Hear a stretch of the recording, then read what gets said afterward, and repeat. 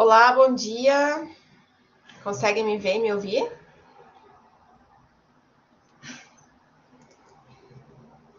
Então, eu vou convidar agora para falar o professor doutor Eduardo José Legal sobre abordagem e análise do comportamento. O professor Legal possui graduação em psicologia pela Universidade Federal de Santa Catarina, mestrado e doutorado em psicologia experimental pela Universidade de São Paulo. Atualmente é professor da Universidade do Vale do Itajaí nos cursos de graduação em psicologia e no programa de mestrado profissionalizante em psicologia. Ele também exerce a docência em cursos de pós-graduação em terapia cognitiva comportamental e neuropsicologia. Atua principalmente com os seguintes temas: neuropsicologia das funções executivas, resiliência, bem-estar, burnout, estresse e comportamento alimentar. Professor? Esperar o professor aí. Oi, Bárbara. Oi, estou tentando aqui. Estou com um problema aqui, mas já está chegando. Consegue me ouvir, não?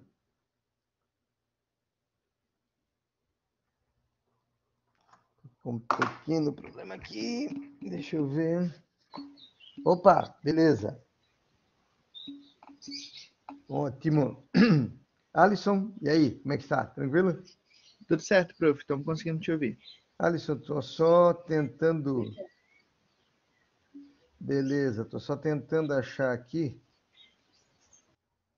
Ele não atualizou aqui para mim um material que eu mandei. Então, vou ter que entrar aqui novamente e mandar de volta. Acho que eu vou ter que entrar aqui no outro para colocar para vocês aqui o que eu preparei para a palestra. Mas está chatinho aqui. Cadê você, minha amiga? Não faça isso comigo agora. Tá, já estou passando aqui.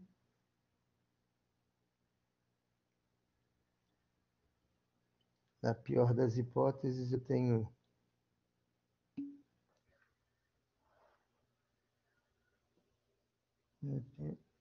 achei.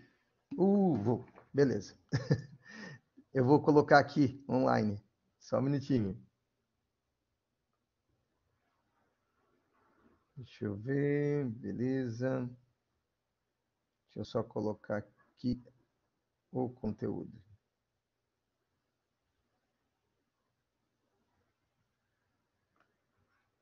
Pronto. Me deu um susto agora. Então, gente, deixa eu aparecer por aqui.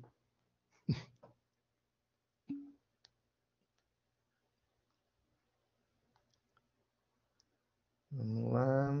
Deixa eu compartilhar o vídeo aqui com vocês. Pronto. E aí, bom dia a todos, todas. Vamos começar então. Falando um pouquinho então sobre essa abordagem, né? Gostinho de sextou. Exatamente, Bia. Bom dia, Vanessa. Bom dia, Sara. Bom dia a todos, todas que estão aqui. Né? Um excelente dia para nós. Né? O pessoal de comportamental que está por aí também. Bom dia, saúde a todos aí. Uma aguinha. Hoje dá choque? Não, né? Isso aí é coisa de quem realmente tem muito preconceito em relação à terapia analítico comportamental. Mas vamos lá. Bora lá. Opa, beleza, Fabi. Então vamos lá. Bom, gente. Isso, exatamente. Vamos lá. Cheio dos reforços. Boa. Então, gente, olha só. Começando falando um pouquinho aqui. Pois é, que bom, né? Que não tem mais os ratinhos. Olha só, graças ao não ter mais ratinhos, as pessoas começaram a entender que a análise do comportamento, né, é uma teoria que se usa para seres humanos e não apenas para animais. Bom dia, Rosa. Tudo bem? Bom dia. Então vamos lá, gente. Olha só, o que nós vamos falar aqui para vocês. esse roteiro aqui, né? Sim, eu já tive muitos ratinhos e trabalhei com hamsters e com macacos também, mas eu trabalhava lá, na realidade, com etologia, mas tudo bem, né? Era um outro campo. Então, nós vamos falar um pouquinho aí sobre a história das terapias comportamentais, a análise comportamental clínica, a CBA, nos Estados Unidos, a terapia analítico-comportamental no Brasil e alguns desses pressupostos. Isso. Então, vamos lá. Então, uh, sempre quando a gente fala em terapia analítico-comportamental, a gente tem que pensar na história delas, né? E elas vieram, na realidade, de terapias comportamentais. Tá? Então, o que é uma terapia comportamental? Terapia comportamental é, assim, é meio que um balaio de gato, sabe? Entre um monte de coisa. Tá? E por quê? Elas não têm necessariamente pressupostos teóricos similares, podem ter formas diferentes de você entender o fenômeno psicológico, né? Especificamente o comportamento. Então, é um balaio de gato, literalmente, né? Tem muita coisa lá. Mas não foi à toa, né? Ela começou, na realidade, como tentativas da psicologia da época, né? E mais especificamente dos behavioristas da época, do Watson e tudo mais, de desenvolver tecnologias a partir do conhecimento da psicologia, né? Ou do behaviorismo, mais especificamente, para o atendimento de necessidades da sociedade. Tá?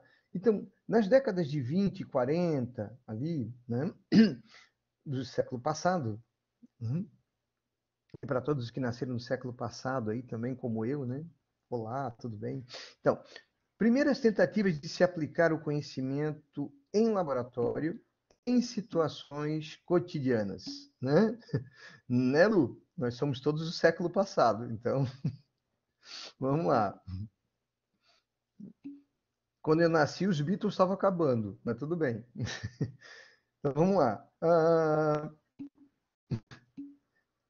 Olha aí.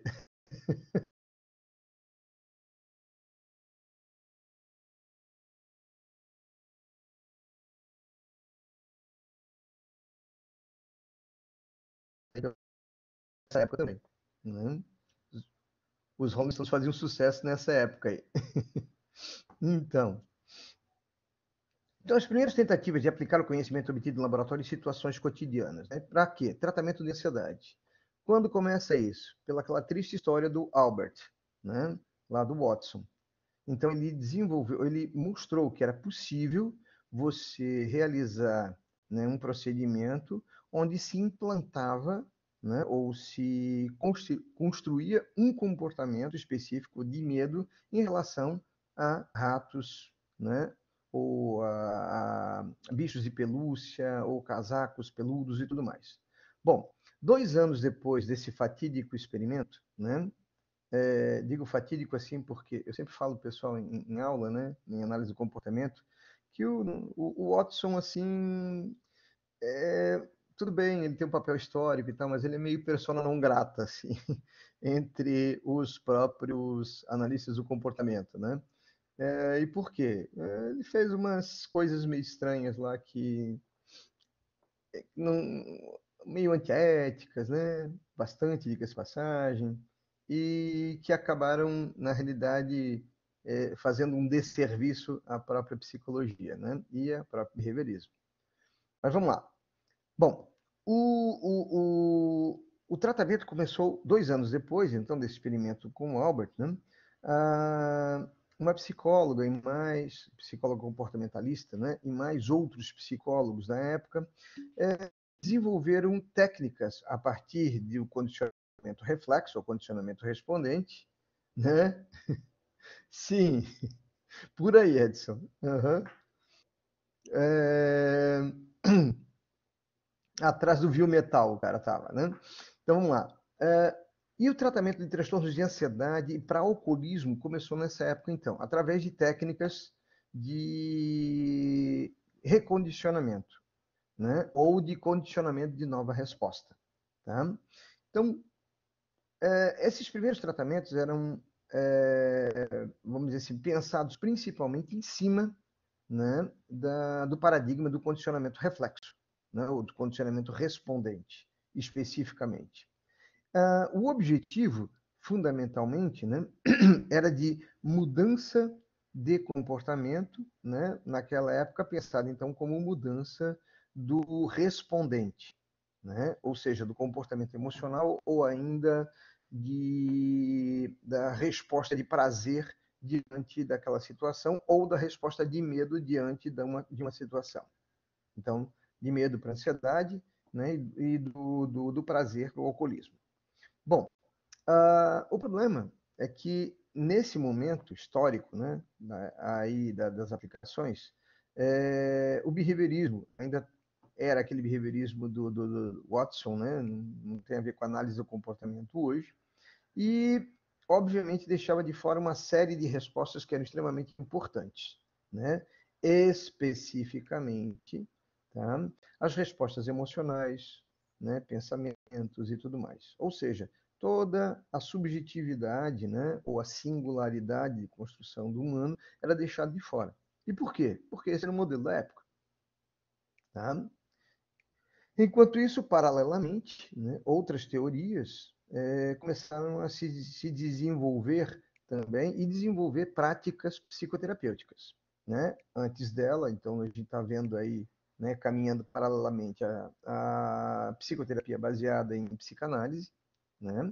Porque a psicanálise já nasce com essa, vamos dizer assim, com esse objetivo, né, de ser uma prática também, de ser uma teoria, vai ser uma prática também voltada para o tratamento do sofrimento humano, ou do sofrimento psicológico. Bom, e aí o condicionamento reflexo entra como uma alternativa também, mas, obviamente, por conta, né, de todas as limitações, né, que acabei de falar aqui, a questão de não pressupor, né, ou não trabalhar com a questão, ou preferir não trabalhar com a questão da subjetividade e tudo mais, acabou deixando de fora questões fundamentais que refletem o que é um ser humano. Né? Nas décadas de 50 e 60, ainda mantendo essa tradição laboratório para aplicação, né? Do laboratório para aplicação clínica, né? Nós começamos a desenvolver aí, né? Ou começa-se o desenvolvimento de técnicas de condicionamento operante, né? Já dentro de um paradigma operante, deixou o paradigma respondente meio de lado, quer dizer, o que não quer dizer que necessariamente ele foi abandonado, não, mas vamos dizer assim, para comportamentos reflexos, ok, mas ou comportamentos respondentes, tudo bem, mas para comportamentos operantes, que implicariam então nessas outras respostas, né, que implicariam a subjetividade e tudo mais, bem, essa técnica não funciona, ou não seria interessante, né? Ainda que muitas delas sejam utilizadas até hoje, como a questão da dessensibilização sistemática, que foi desenvolvida pelo Volpe lá na década de 40. Tá? E pelo Volpe, exatamente. Bom, e aí? Ela é uma técnica extremamente útil e tal para questões de fobia específica, né? E tem dado resultados muito bons. Mas, é claro, é uma técnica utilizada dentro do procedimento terapêutico mais amplo. E aí, o funcionamento é melhor. Né? Bom, uso de técnicas de condicionamento operante para treinamento de habilidades em pessoas com déficits intelectuais e transtornos mentais que estavam institucionalizadas começaram a ser desenvolvidas, aplicadas e com sucesso bastante alto. Né? Então, lá, a técnica da economia de fichas, do Azrin, né?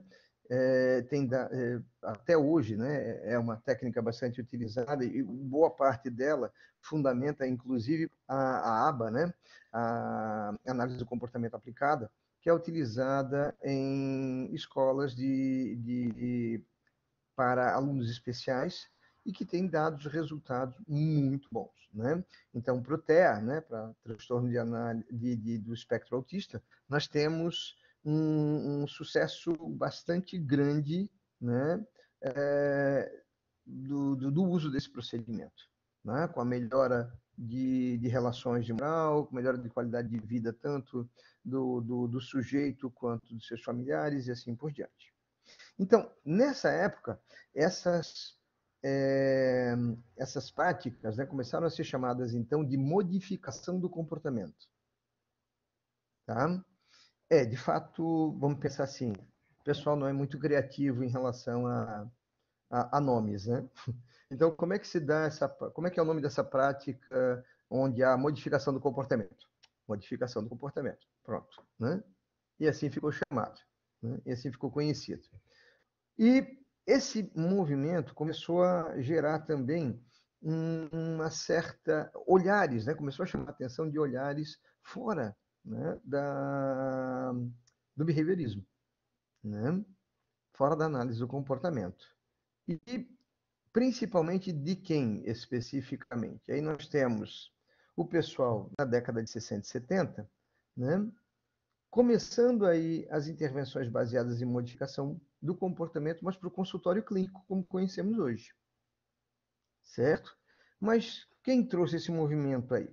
A Ju, né? A Juliana vai falar para vocês lá às 19 ou 20 horas, se não me engano, da TCC, né? E vou deixar essa parte do histórico aí para elas. Mas só é importante aqui porque ele respinga, né? Então, alguns terapeutas, né, que tinham suas práticas baseadas em psicanálise, como Aaron Beck, o Freeman, né, e um pessoal dessa época aí, começou a perceber algumas, vamos dizer assim, algumas dificuldades, tá, no andamento do processo dos procedimentos terapêuticos para pessoas com depressão. Tá? E, meio que descontentes com os resultados, começaram a namorar, né, outras possibilidades. E uma possibilidade que estava surgindo na época e com muita força era a psicologia cognitiva, assim chamada, né, de revolução cognitiva, que começa na década de 50 em diante. Tá? Bom, a teoria cognitiva ela não tinha, a princípio, nenhuma prática, né, clínica específica. A psicologia cognitiva da época era uma psicologia experimental. Tá? Como até hoje, né, boa parte da psicologia cognitiva é uma psicologia experimental. Tá? Usa de métodos experimentais, está mais dentro da questão do laboratório e tal. Não que não tenha também experimentos ecológicos, né, que a gente chama aqui, ou seja, em situações cotidianas. Mas, assim, o grosso vem do laboratório. Então, nesse sentido, a psicologia cognitiva, né, e o behaviorismo lá, antigo, né, eles tinham a mesma tradição, né, uma tradição muito forte na experimentação, no experimento. Tá? E aí, o que acontece? O pessoal dali, terapeuta, né, dessa época, então, como eu falei ali, o Beck, Freeman e tudo mais, começaram a namorar ali a psicologia cognitiva. E começaram a desenvolver novas práticas baseadas exatamente, né, nessa forma, né, de entender o mundo. Por exemplo, e isso vocês vão ver também mais tarde, né? Ou já viram, ou já conhecem as pessoas aí que já são terapeutas, né? Os nossos colegas aí, que a psicologia cognitiva, né? E alguns modelos psicanalíticos mais recentes, né? Ou ainda não os ortodoxos especificamente, conversam, né? Entre si. Tá? Tanto é que em alguns modelos psicodinâmicos, mais especificamente, né, como da Karen Horney, você vê ali claramente uma relação, né, de casamento, né, com a psicologia cognitiva. Tá? E com um aporte, né, cognitivo para as suas interpretações. Tá? Bom, e aí? Já havia, então, na realidade, uma tendência, né, a migrar para essas formas de interpretação. E aí o que aconteceu? Juntou-se, né, o útil ao agradável lá. Né? Então, vamos pegar algumas dessas informações, vamos pegar esses pressupostos aqui e vamos aplicar em situação clínica. E aí nasce a terapia cognitiva. Tá? A terapia cognitiva, ela aí Aí você está pensando aqui, tá, mas o que tem a ver a terapia cognitiva com a terapia analítico-comportamental? Bom, num primeiro momento, os terapeutas cognitivos também abraçam a modificação do comportamento. Em outras palavras, eles estavam abraçando qualquer coisa que desse certo, né? O objetivo, na realidade, era bem pragmático. O objetivo era melhora na qualidade de vida, melhora na condição das pessoas. Se essa é uma possibilidade, nós vamos por aqui. Tá? E aí, os terapeutas cognitivos, os primeiros terapeutas cognitivos, abraçam também muitas técnicas da modificação do comportamento. E começam a aplicar isso num setting diferente do que os modificadores do comportamento utilizavam.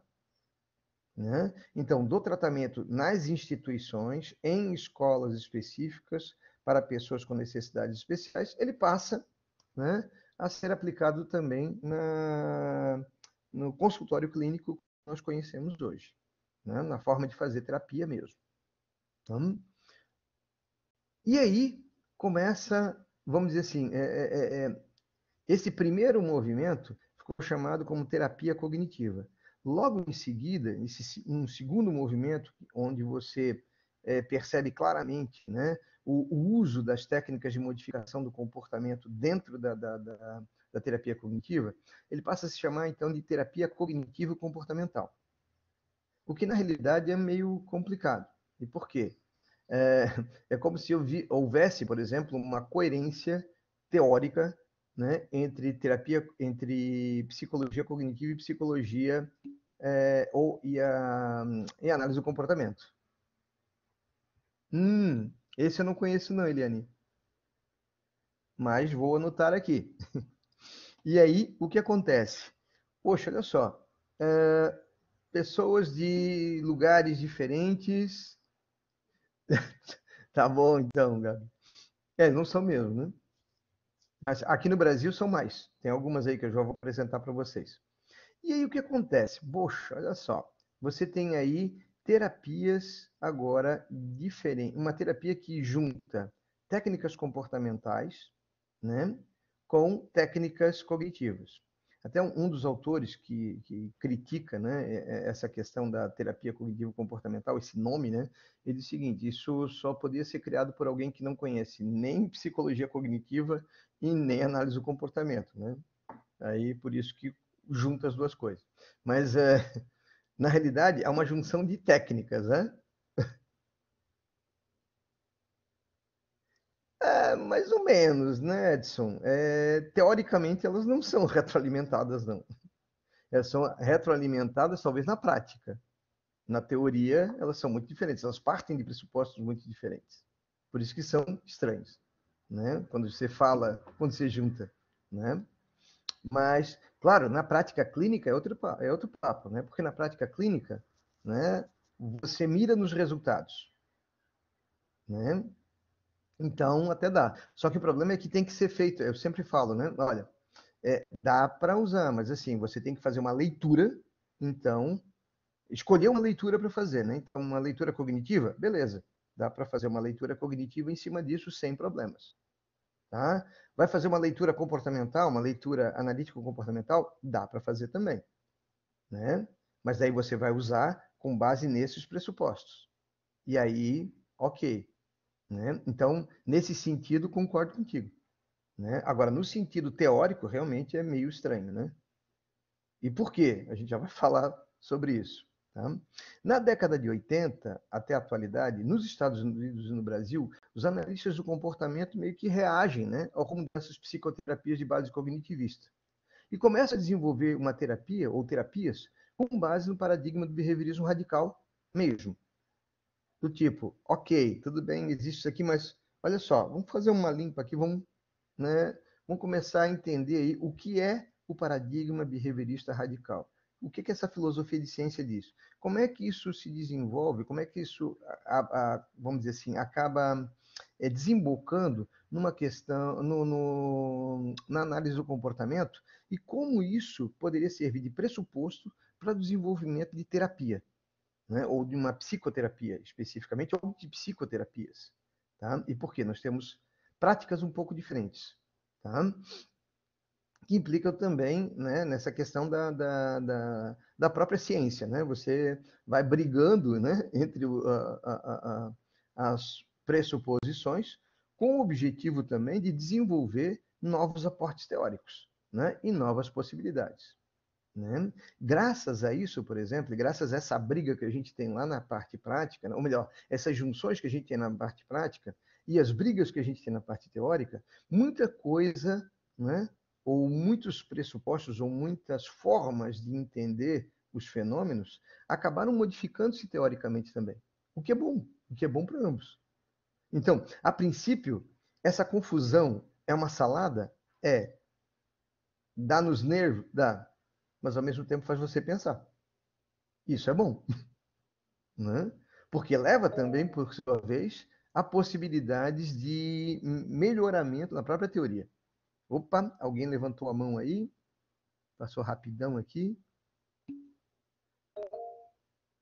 Ah, ó, Eliane, estou sendo informado aqui pela Bárbara que as perguntas mais no final, tá? Então vou tentar adiantar aqui para a gente deixar mais tempo para perguntas, tá? Então, olha só, nessa década, né, ou de 80 em diante, beleza? Mas guarda aí, né? A gente vai se conversar assim.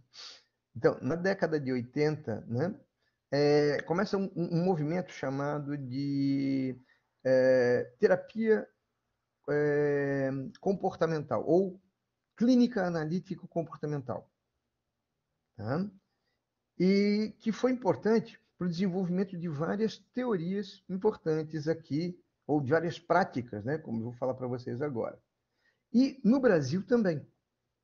Só que no Brasil, vamos dizer assim, eles não tinham conhecimento desse movimento que começou na década de 80 nos Estados Unidos. E por quê? Porque ele começou concomitante aqui também no Brasil. E até um pouquinho antes.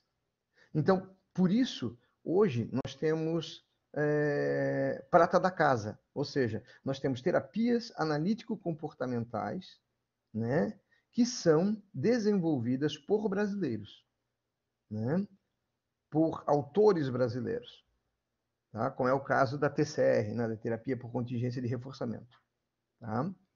Mas já vamos falar sobre elas.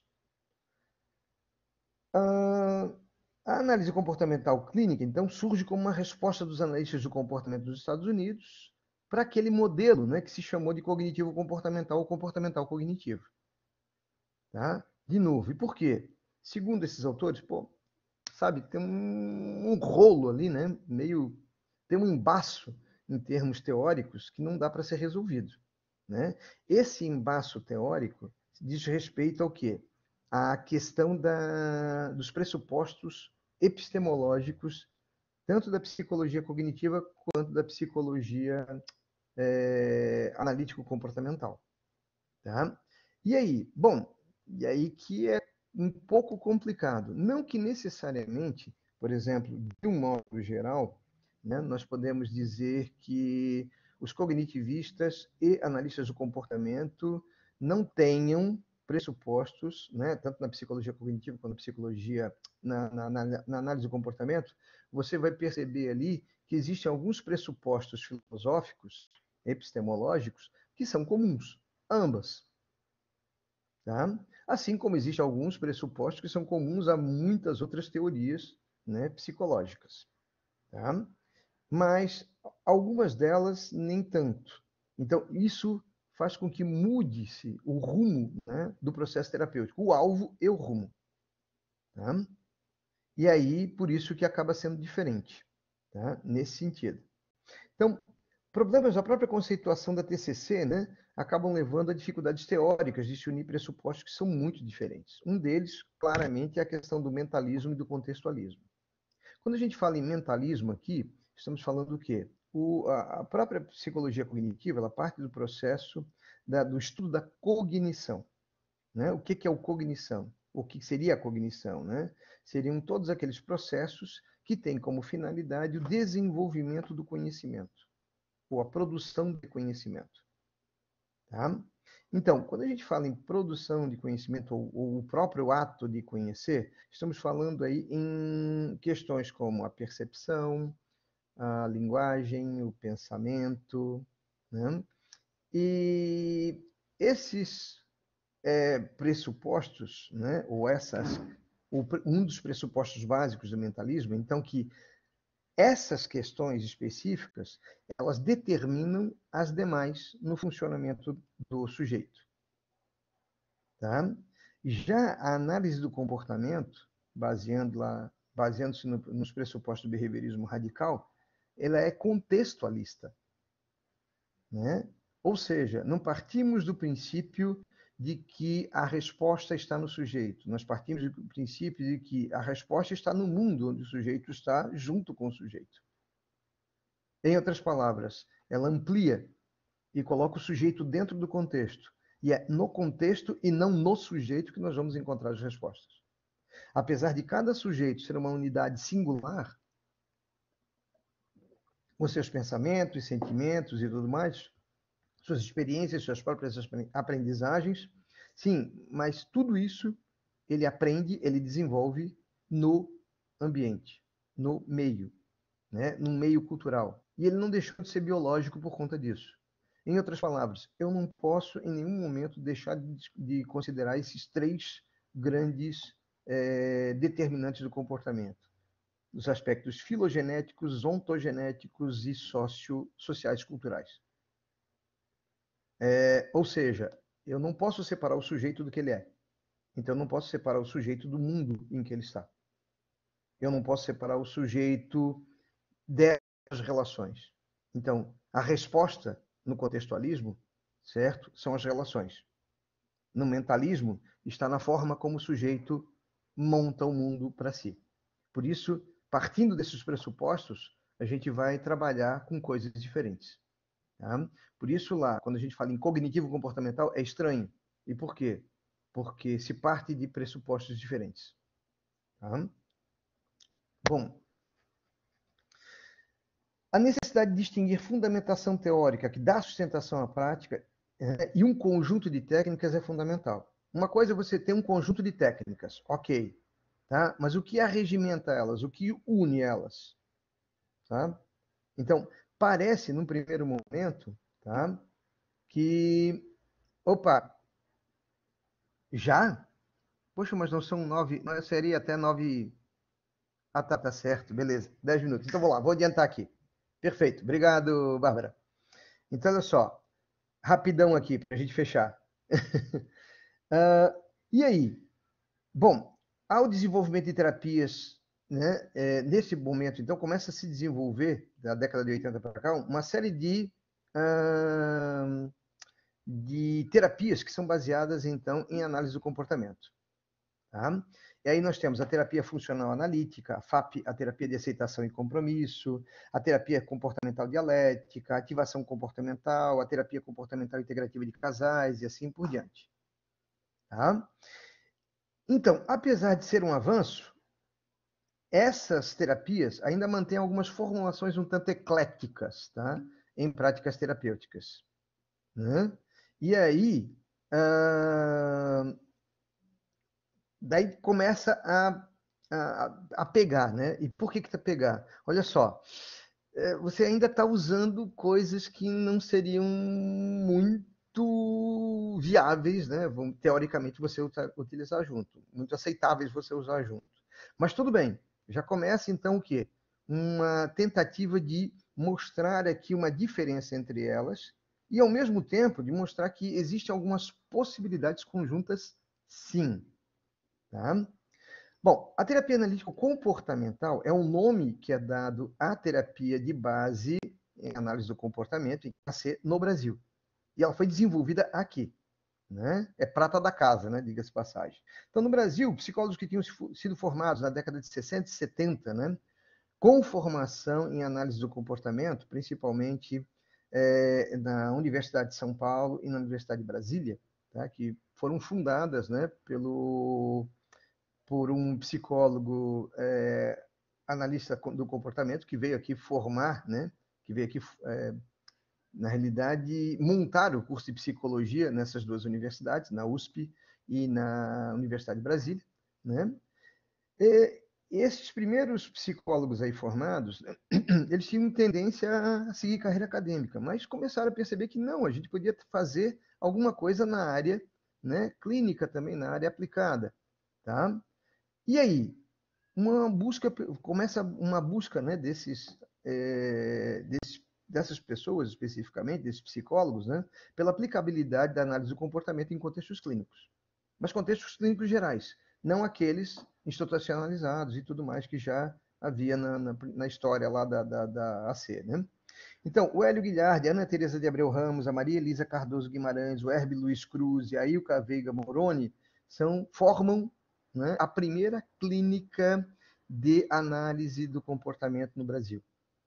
Tá? Então, a primeira clínica de analítico comportamental. Tá? Daí em diante, foram formados aí vários terapeutas e tal, e vários deles também, ou alguns deles também formaram suas próprias bases, né, teóricas terapêuticas, né, baseadas aí na C.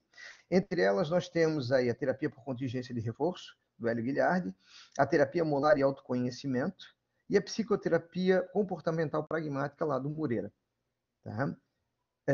E todas elas são, de novo, né, são tecnologias derivadas aí da AC no Brasil.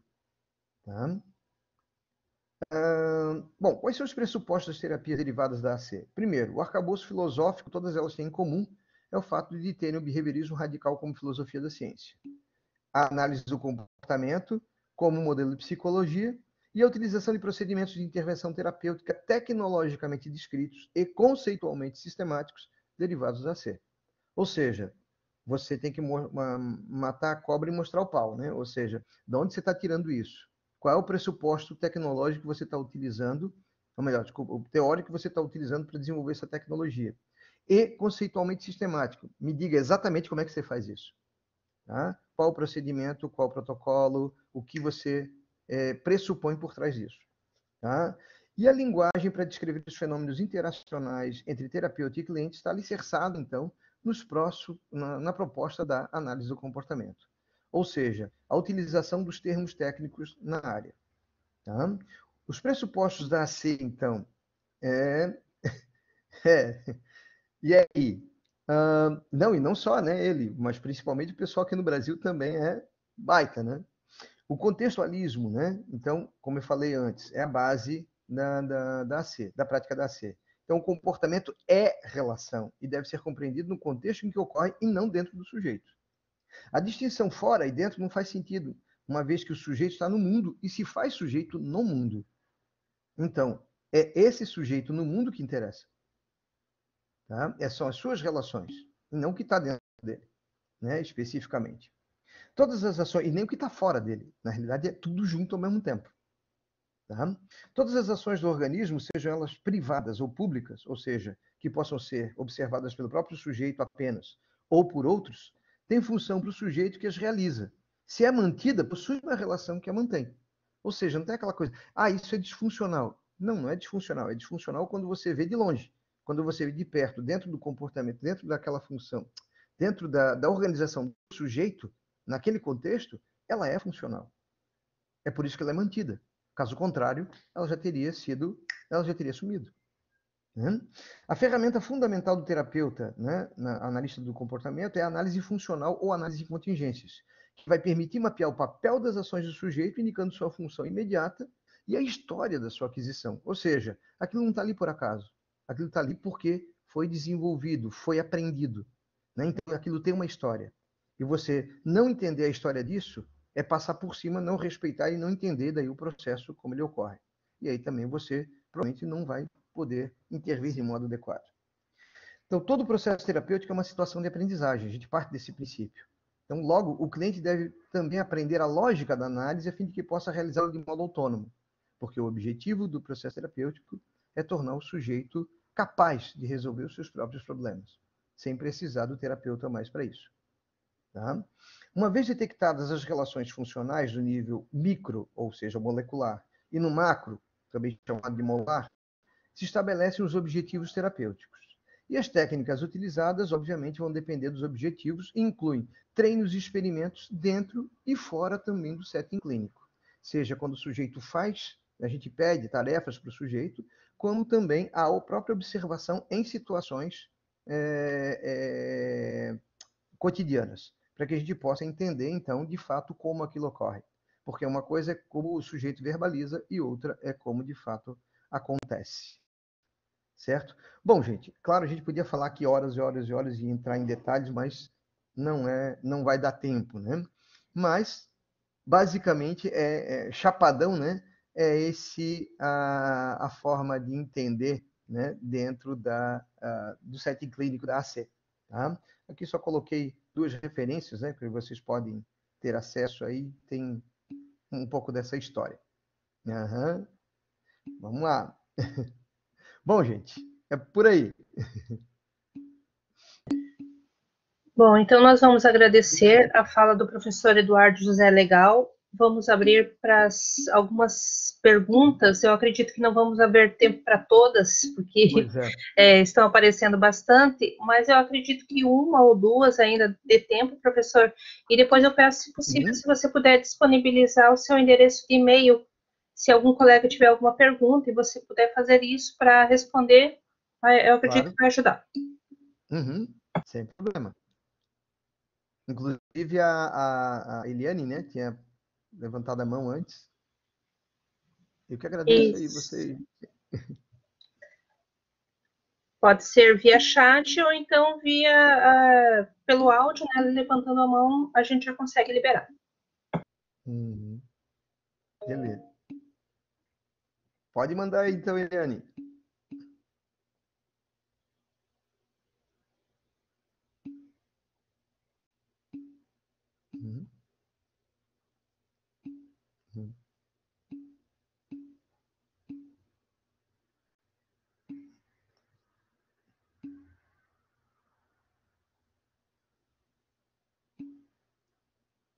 Gente, eu que agradeço vocês aí. Cheio de reforçadores sociais aí, eu vou ficar inchado.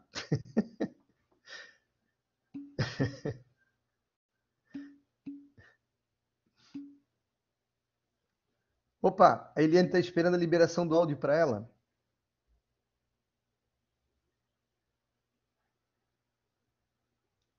Senão não consegue fazer a pergunta.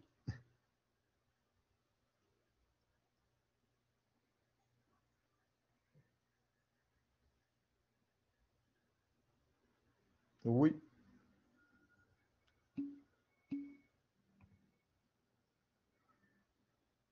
Opa.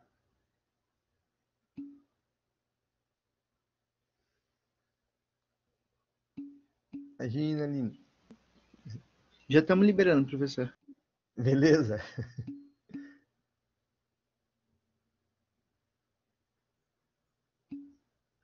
Ah, tá. Eles estão liberando aqui, Eliane. Mas senão, sem problema.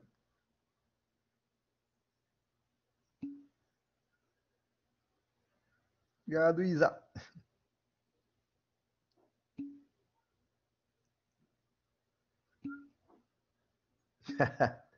Tá bom. Ó, Eliane, agora liberou. Agora você tá com o...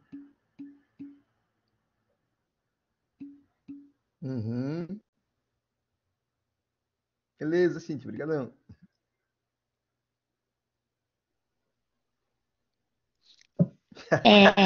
Beleza, Bárbara. Oi. Oi, vocês conseguem me ouvir? Sim, professor, na verdade é mais contextualizando e também para sanar talvez uma dúvida nesse sentido da terapia comportamental. Quando eu citei lá o filme, ele trata de um assunto que na época foi abordado da seguinte forma: era um médico muito importante e estavam fazendo a criação do dicionário. E o que acontece? Esse médico comete um crime e ele vai preso e condenado à pena de morte. Mas na construção do dicionário, não recordo agora a universidade que estava fazendo o dicionário, né? Com todas as letras, com todas as palavras. E, enfim, a maior contribuição para o dicionário parte desse médico, que foi considerado louco. E o grande doutor na época, que são os protagonistas ali, o Mel Gibson e o Champagne. Então, o que acontece? Surge esse questionamento: como um louco pode contribuir tanto para o conhecimento? Então, assim, talvez dentro do que o senhor falou, contextualizaria no filme. E é bem interessante. porque é uma prisão e o psicólogo da prisão faz os experimentos no médico. E naquela época a gente sabe que os experimentos eram de forma bem transgredindo, né? Transgredia tudo que se Sim. considerava como ético hoje, né? Então é bem interessante. Então era uma contribuição em relação ao filme, né? Sim, sim. Não, legal, Helena. Inclusive temos Opa, eu acho que tá um eco aí.